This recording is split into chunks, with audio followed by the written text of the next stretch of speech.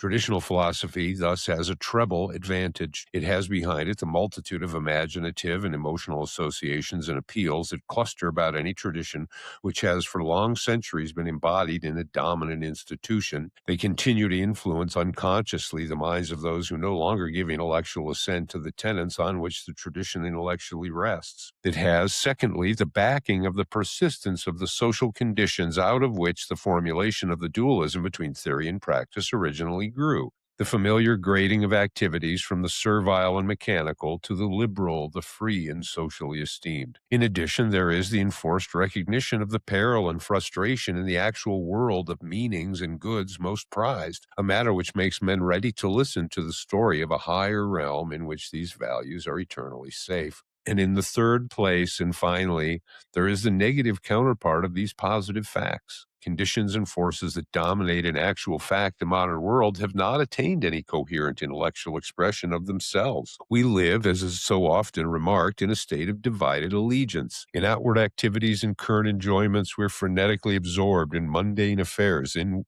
ways which, if they were formulated for intellectual acceptance, would be repudiated as low and unworthy. We give our emotional and theoretical assent to principles and creeds which are no longer actively operative in life. We've retained enough of the older tradition to recognize that a philosophy which formulated what, on the whole and in mass, we are most concerned with would be intolerably materialistic in character. On the other hand, we're not prepared, either intellectually or morally, to frame such a philosophy of the interests and activities that actually dominate our lives as would elevate them to a plane of truly liberal and humane significance. We are unable to show that the ideals, values, and meanings which the philosophy we nominally hold places in another world are capable of characterizing in a concrete form with some measure of security the world in which we live, that of our actual experience.